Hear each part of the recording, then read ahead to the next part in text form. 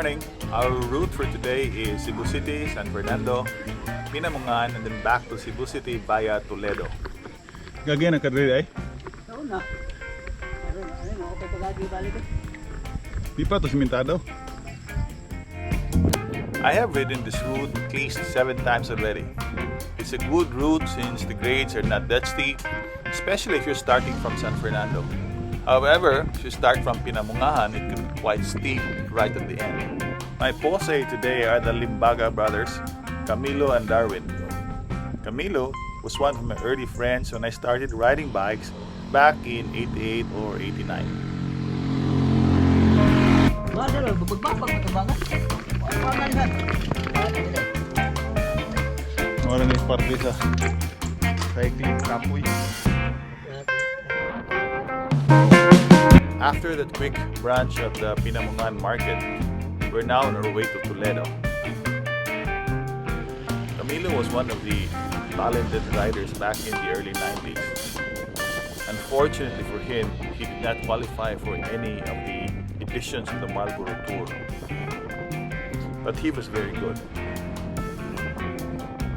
See that bandage on my left knee? Well, I crashed a few days ago along that short, muddy stretch of road just before Lagta.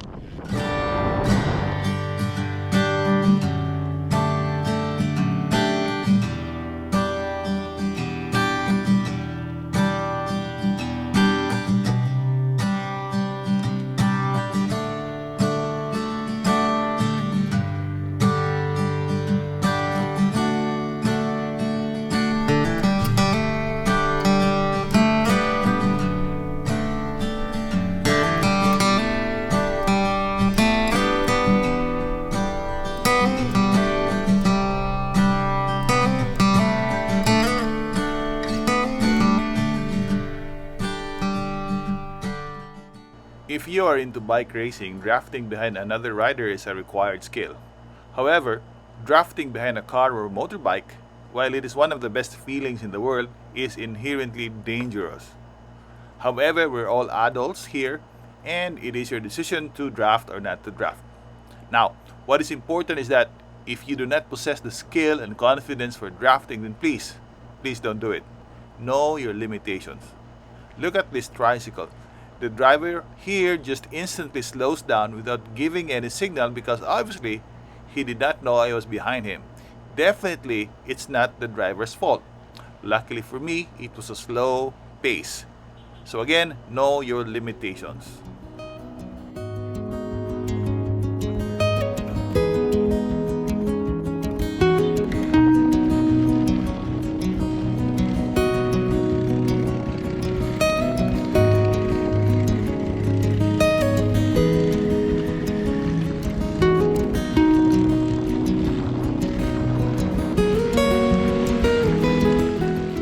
If these were normal times, then this area here would have been flooded with traffic and people.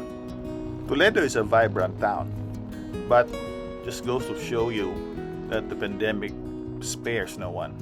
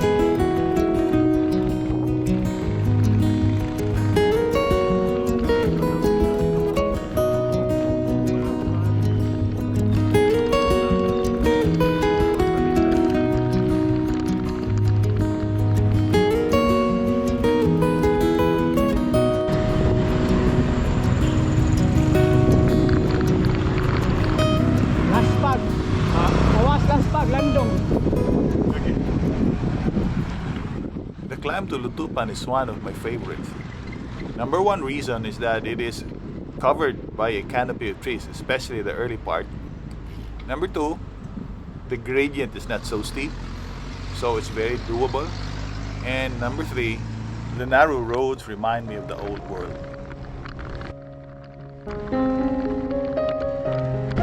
Bago sa patos na.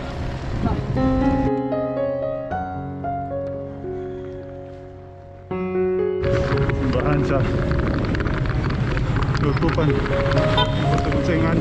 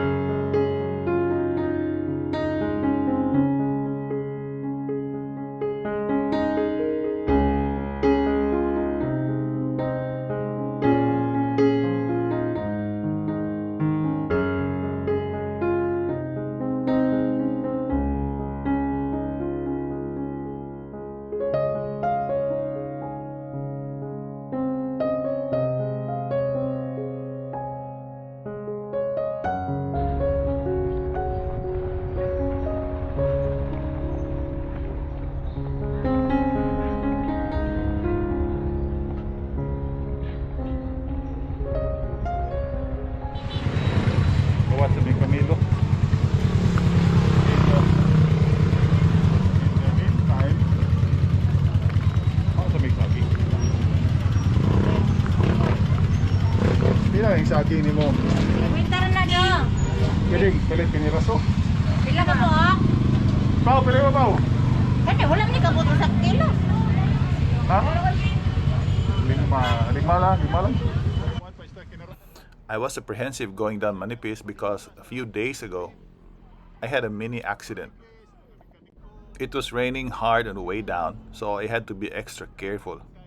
It was in that muddy section just before approaching Lagtang when my rear tire slid on that slippery mound of mud.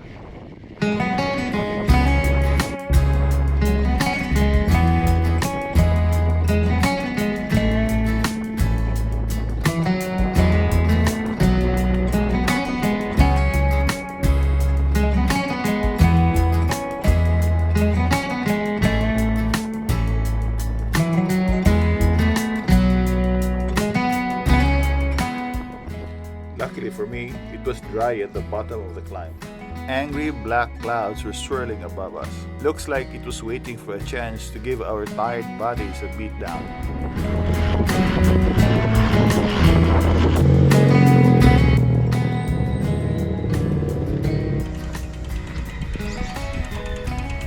Lahat na sad.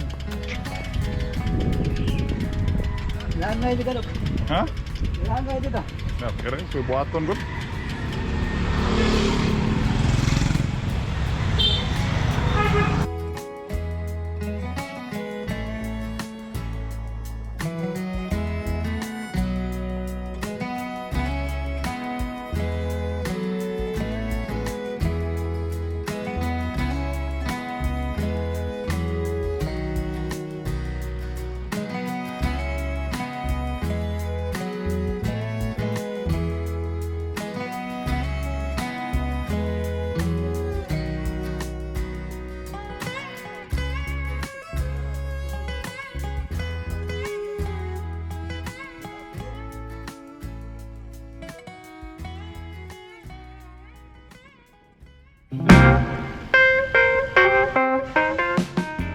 It was raining hard just before we reached the Tabunok flyover, but I didn't really care since I love riding in the rain.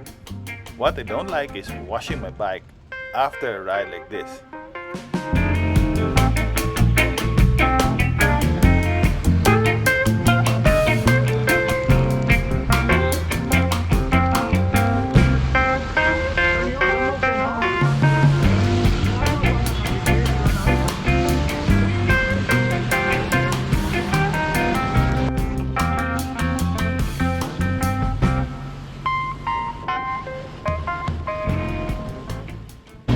Boys, thanks for watching this video. I'll see you when I see you.